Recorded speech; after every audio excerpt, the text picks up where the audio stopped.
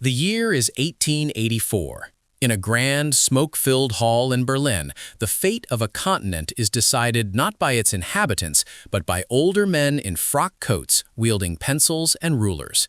German Chancellor Otto von Bismarck presides over a gathering of European powers, orchestrated to regulate the frenzied scramble for African territory. They stare at a massive map of Africa, largely blank in the center, treating vast civilizations as mere geometric puzzles to be solved for prestige and profit. There is a cold, bureaucratic precision to the proceedings. Lines are drawn through rivers, mountains, and tribal homelands with utter disregard for the human reality on the ground. This was the formalization of theft on a continental scale, justified by the self-righteous rhetoric of the Civilizing Mission. Yet beneath the diplomatic pleasantries and the clinking of crystal glasses, the driving force was raw, industrial hunger. Europe needed rubber, oil, gold, and diamonds to feed the furnaces of its second industrial revolution. The general act of the Berlin Conference did not bring peace. It merely fired the starting gun for a ruthless race that would eventually drown the Congo, the Niger, and the Zambezi in blood. While diplomats carved maps in Berlin, the British Empire was busy extracting the soul of India. The Raj was the crown jewel of imperial ambition, a subcontinent governed by a handful of civil servants and a massive military apparatus. By the late 19th century, the contrast between the British rulers and their Indian subjects had become a chasm of moral failure. While Lord Curzon organized lavish durbars, spectacles of gold and elephants to celebrate the monarchy, millions of peasants starved in man-made famines. The railway network, touted as a gift of modernization, was primarily designed to extract grain and cotton for export to Manchester and Leeds, even as local granaries stood empty during droughts. This was systemic exploitation disguised as administration.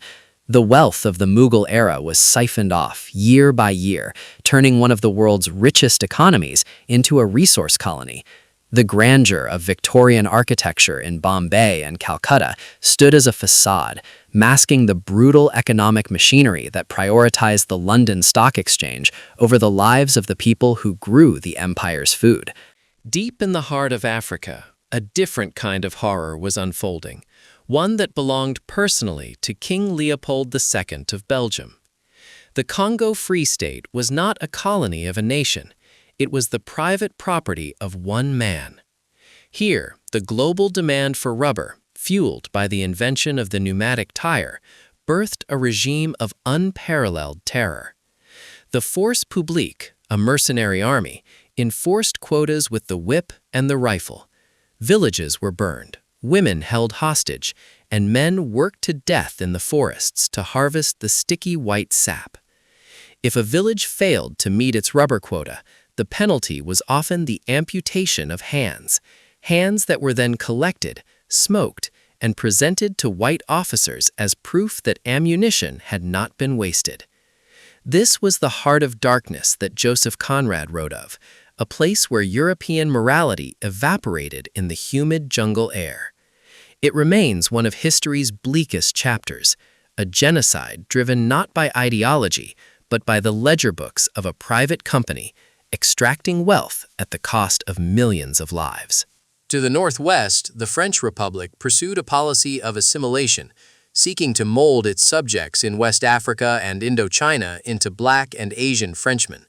The ideal was the spread of French language, culture, and Republican values, but the reality was a rigid racial hierarchy enforced by the Foreign Legion.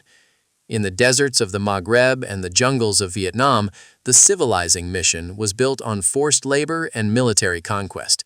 The construction of railways, like the Yunnan-Vietnam line, cost tens of thousands of lives, the workers treated as disposable tools of empire. While the boulevards of Algiers and Saigon were modeled after Paris, complete with cafes and opera houses, the indigenous populations were relegated to the status of second-class subjects, stripped of political rights. The paradox of the French Empire was stark, a nation that chanted liberty, equality, fraternity at home while maintaining a brutal police state abroad. This cultural imperialism sought not just to control the land, but to colonize the mind, erasing local histories and replacing them with the narrative of the Gaul. In the vast archipelago of the Dutch East Indies, profit was reduced to a science. The Dutch cultivation system had forced farmers to grow cash crops like coffee, sugar, and indigo instead of rice, leading to cycles of famine and immense wealth for the Netherlands. By the turn of the century, the Dutch introduced the ethical policy, claiming a moral debt to the native population. Yet this new benevolence was backed by the sword. The suppression of the Achinese resistance in Sumatra was a brutal, decades-long war of attrition. Dutch colonial forces burned villages and executed insurgents to secure the oil and rubber plantations that were becoming vital to the industrial age. The beauty of the Javanese landscape, with its terraced rice paddies and smoking volcanoes, belied the rigid stratification of society. At the top sat the European elite. At the bottom, the millions of laborers whose toil built the canals of Amsterdam. It was a corporate empire, managed with Calvinist efficiency, where the ledger ruled supreme, and dissent was crushed with swift, mechanized violence. German ambitions arrived late to the colonial game, but they arrived with a terrifying, methodical cruelty in southwest Africa. When the Herero and Nama people rose up against the confiscation of their lands and cattle, the German response was not merely suppression, it was annihilation. General Lothar von Trotha issued his infamous extermination order, declaring that every Herero, with or without a gun, would be shot. Survivors were driven into the waterless Omaheke Desert to die of thirst, or rounded up into Shark Island, a concentration camp where death was the intended outcome. Here, in the wind-swept desolation, medical experiments were conducted on prisoners, and skulls were packed and sent to Berlin for racial science. This was the first genocide of the 20th century, a grim rehearsal for the horrors that would later consume Europe. The skeletons bleaching in the Namibian sands were a silent testament to the extreme logic of imperialism, the belief that some lives were obstacles to be cleared for the expansion of the master race. Across the Pacific, a new empire was flexing its muscles. The United States, having completed its continental conquest, looked outward. The Spanish-American War of 1898 marked the transition of the American Republic into an imperial power. In the Philippines, what began as a liberation from Spain quickly turned into a brutal counterinsurgency against Filipino nationalists who sought true independence. American troops, calling their enemies insurgents and bandits, utilized water cures and concentration zones to break the resistance. It was a war of atrocities that claimed hundreds of thousands of lives, justified at home by Rudyard Kipling's poem, The White Man's Burden, which urged the U.S. to take up the mantle of empire.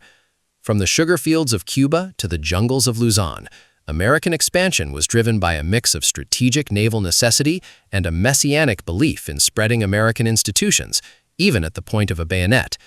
The stars and stripes now flew over distant islands, signaling that the New World was ready to compete with the Old for global dominance. In East Asia, the ancient Qing dynasty was crumbling under the weight of foreign intrusion. China had become the sick man of Asia, its sovereignty sliced away by unequal treaties and spheres of influence. Britain, France, Germany, Russia, and Japan all claimed slices of the Chinese melon, controlling ports, railways, and tariffs. The humiliation sparked the Boxer Rebellion in 1899, a desperate, mystical uprising against foreign devils and Christian missionaries. The Boxers believed their martial arts made them impervious to bullets. They were wrong. The Eight-Nation Alliance, a coalition of rival imperial powers temporarily united by greed, marched on Beijing. They sacked the Forbidden City, looting treasures that had been accumulated over centuries. The aftermath was a punitive indemnity that crippled the Chinese economy for a generation. It was a spectacle of modern military might crushing a traditional society, a clear signal that in this new world order, technology and firepower dictated the terms of existence, and no civilization, however ancient, was safe from the appetite of the West. Amidst this global land grab, Japan emerged as a startling anomaly, the only non-Western nation to successfully industrialize and join the ranks of the colonizers. Following the Meiji Restoration, Japan modernized its military with ferocious speed, adopting Western technology to avoid Western subjugation. But modernization brought the contagion of imperialism. Japan looked to its neighbors, Korea and Taiwan, not as partners, but as resources and buffers. The Sino-Japanese and Russo-Japanese wars shocked the world. For the first time in the modern era, an Asian power had defeated a European giant. Yet for the Koreans and Taiwanese, Japanese rule was as harsh, if not harsher, than European colonialism. Forced assimilation, the suppression of language, and the imposition of Shinto worship were tools to erase local identities.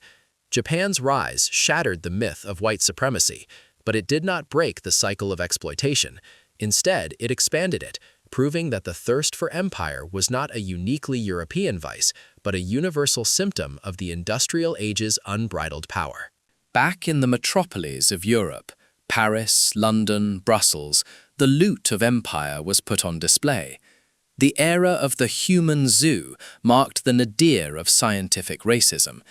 At world fairs and colonial exhibitions, families from Africa, Asia, and the Americas were housed in mock villages behind fences to be gawked at by the European public. These exhibitions were designed to justify the colonial project, presenting the colonized peoples as primitive, savage, and in need of Western tutelage. It was a spectacle of dehumanization, where the living victims of empire were treated as biological specimens alongside giraffes and elephants. This cultural propaganda was potent. It convinced the working classes of Europe that they were part of a superior civilization, entitled to rule the world. The racism incubated in these exhibitions did not stay behind the fences.